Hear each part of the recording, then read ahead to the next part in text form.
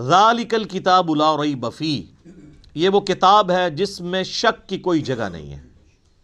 دیکھیں کتنے جاہ و جلال کے ساتھ کتاب اوپن ہو رہی ہے، کانفیڈنس لیول آپ کتاب کا دیکھیں، کتاب سٹارٹ ہو رہی ہے کہ بھئی یہ کتاب جو آپ پڑھنے جا رہے ہو کوئی شک نہیں۔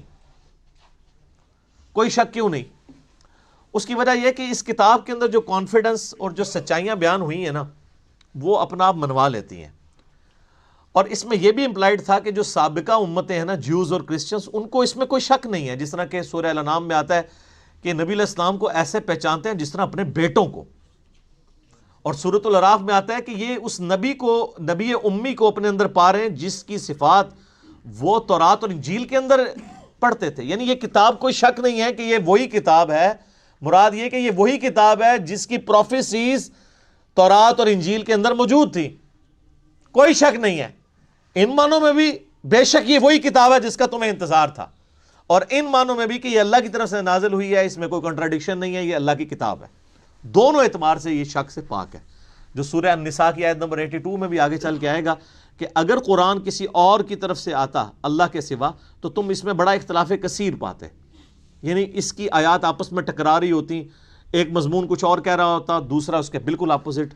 تو اتنی موٹی کتاب بغیر ٹکراؤ کے یہ اللہ کا کلام ہے۔ اور پھر اس کا جو کانفیڈنس لیول ہے نا، یہ کئی لوگوں کو بڑا اپیل کرتا ہے۔ یہ عبد الرحیم گرین جو ہے نا، مسلمان ہوئے ہیں نا، جو اس وقت انگلینڈ کے اندر بہت بڑے ایک مسلمان اسکالر ہیں، وہ ایسا بندہ ہے کہ یعنی اس وقت جتنے لوگ مسلمان ہوئے ہیں نا، بڑے ہائی ٹیر پہ لوگ، ان میں اس طرح کا بندہ کوئی نہیں ہے۔ یوسف ایسٹس اگر ہیں تو یوسف ایسٹس جو تھے امریکن یعنی پروٹیسٹنٹ ایک پریسٹ تھے، وہ مسلمان ہوئے ہیں۔ لیکن یہ جو عبد الرحیم گرین ہے نا، اس نے دنیا کے سارے مذاہب پریکٹیکلی پھرے ہیں۔ یہ 4 سال تک بدھسٹ بھی رہے ہیں، کرسچن بھی رہے ہیں، سارے مذاہب پھر کے اینڈ پہ یہ اسلام کی طرف آئے ہیں۔ آپ ان کی لائف سٹوری بھی انگلش میں رکھی ہوئی ہے جو انہوں نے سنائی ہے۔ تو وہ عبد الرحیم گرین کہتے ہیں کہ جب مجھے قرآن یعنی جب میں نے پڑھنا شروع کیا نا، تو میں یعنی قرآن پاک کے کانفیڈنس سے بڑا متاثر ہوا کہ یہ بڑے یعنی پیشن کے ساتھ بات کرتا ہے، نمبر 1۔ نمبر 2، وہ کہتا ہے قرآن میں اس طرح کا ربط نہیں ہے جو انسانی کتابوں میں ہوتا ہے، کیونکہ قرآن کا سٹائل خطبے کا ہے، جو میں پہلے ایڈریس کر چکا ہوں۔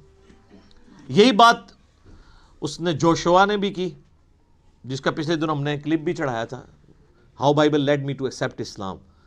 تو وہ بھی یہ کہتا ہے قرآن کا جو کانفیڈنس ہے نا، کہ ایسا کرو تو کامیاب ہو، ایسا نہیں کرو گے تو یہ ہو جائے گا۔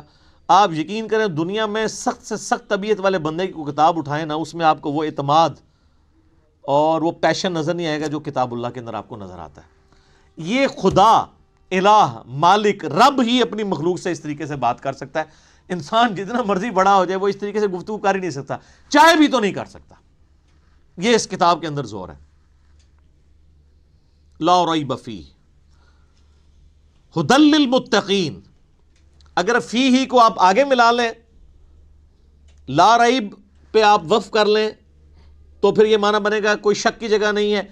فی ہی ھدی للمتقین، اس میں ہدایت ہے پرہیزگاروں کے لیے۔ فی کو پیچھے کر لیں تب بھی معنی میں کوئی فرق نہیں پڑتا۔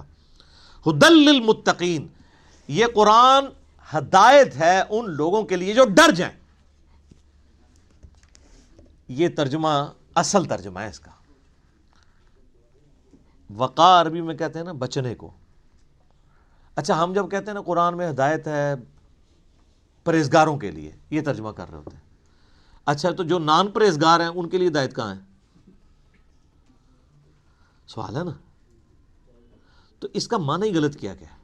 اس کا ترجمہ مولانا مودودی رحمہ اللہ تعالیٰ نے بالکل ٹھیک کیا ہے کہ یہ کتاب ہدایت ہے ان لوگوں کے لیے جو ڈر جائیں، چاہے وہ کافر ہے، چاہے مسلمان ہے، چاہے گناہ گار ہے، چاہے نیکوکار ہے۔ کئی نیکوکار ہے پرہیزگار ہیں، لیکن ہر الٹا کام کر رہے ہیں، کیونکہ وہ متقی نہیں ہے۔ پرہیزگار یعنی جو آپ نے لائسنس رکھے ہوئے ہیں، داڑھی، شلوار ٹخنوں سے اوپر، تسبیح، ٹوپی، یہ لائسنس ہی ہے نا کسی کی پرہیزگاری کا۔ آج دنیا میں کسی کو جج کرنے کا طریقہ کیا ہوتا ہے؟ بڑا نیک ہے، وہ کیا دیکھ رہے ہوتے ہیں؟ یہی کچھ دیکھ رہے ہوتے ہیں، گیٹ اپ۔ حالانکہ تقویٰ تو ادھر ہوتا ہے، وہ تو اللہ کو پتہ ہے ریاکاری کے لیے کر رہا ہے، دکھلاوے کے لیے کر رہا ہے، کس لیے کر رہا ہے۔ بہرحال جو دنیا کے لائسنس ہیں ان میں جو پرہیزگار ہیں ان میں سے کئی لوگ ہیں جو متقی نہیں ہیں۔ تو ھدی للمتقین، یہ ہدایت ہے ان کے لیے جو ڈر جائیں۔ جو بھی ڈر جائے اس کو لیے قرآن کے اندر ہدایت ہے، اور جو نہ ڈرے اس کے لیے قرآن میں کوئی ہدایت نہیں ہے۔ یہ بڑی خطرناک بات ہے۔ قرآن سٹارٹ اس سے لے رہا ہے کہ قرآن میں ہدایت اس کے لیے ہے جو ڈر جائے، اور جو نہیں ڈرے گا کوئی ہدایت نہیں۔ آگے چل کے آئے گا شہر رمضان الذی انزل فیہ القرآن ھدی للناس وبینات من الہدی والفرقان۔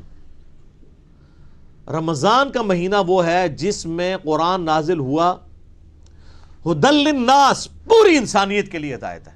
وہاں تو متقی کا بھی ذکر نہیں آیا، پوری انسانیت، چاہے کافر ہے چاہے مسلمان ہے۔ وبینات من الہدی، اور اس میں ہدایت کے بڑے بڑے روشن دلائل ہیں، والفرقان، اور حق اور باطل میں تمیز کرنے والی کتاب ہے یہ۔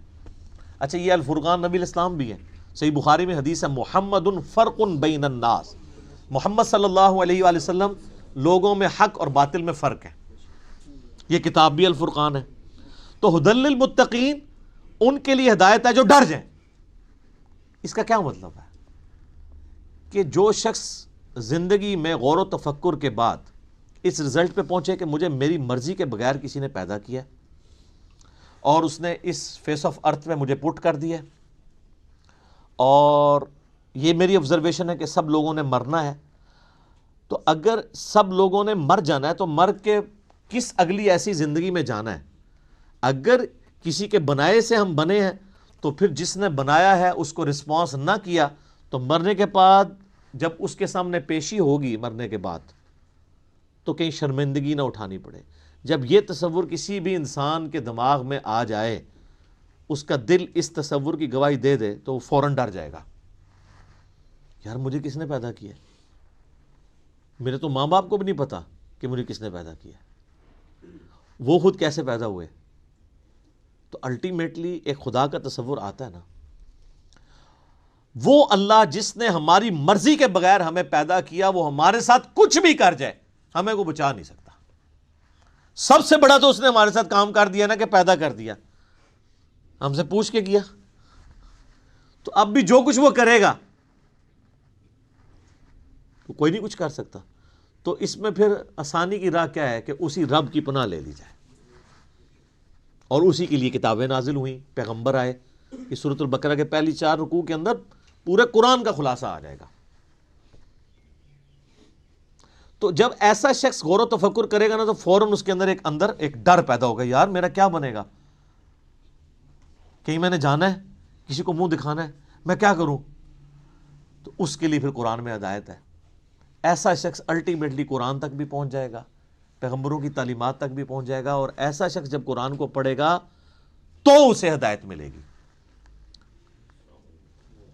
فذکر بالقرآن من یخاف وعید، اے نبی الاسلام قرآن سے اسے نصیحت کریں جو اللہ کی دھمکی سے ڈر جائے۔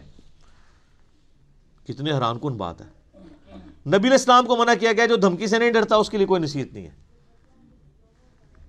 فذکر ان نفعت الذکر، نصیحت کرو اگر نصیحت کرنا کسی کو فائدہ دیتا ہو۔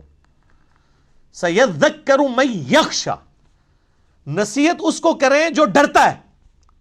وَيَتَجَنَّبُهَا الْأَشْقَى، اور جو شکی ہو چکا ہے، بدبخت ہو چکا ہے، ڈرنے کے لیے تیار نہیں، چھوڑ دیں۔ الَّذِي يَصْلَى النَّارَ الْكُبْرَى، اس کا علاج یہ کہ ہم اسے بڑی آگ پہ پیش کریں گے۔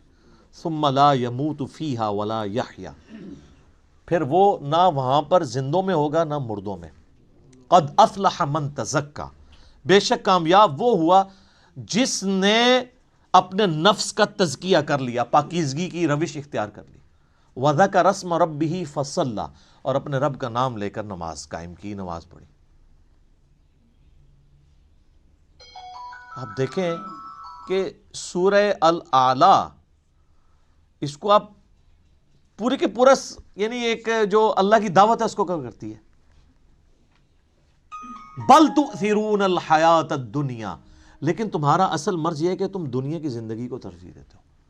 والآخرۃ خیر لک من الاولی، والآخرۃ خیر وابقی، جبکہ آخرت جو ہے وہ بہتر بھی ہے اور باقی بھی رہنے والی ہے۔ ان ھذا لفی الصحف الاولی، یہی ایک یونیورسل ٹروتھ اور کانٹے کی اصل بات تھی جو قرآن سے پہلے صحیفوں میں بھی نازل ہوئی تھی. صحف ابراہیم و موسیٰ، چاہے وہ ابراہیم کے صحائف ہوں چاہے موسیٰ علیہ السلام کے صحائف، ایک ہی کانٹے کی بات تھی. کیا؟ بل تؤثرون الحیات الدنیا والآخرۃ خیر و ابقیٰ.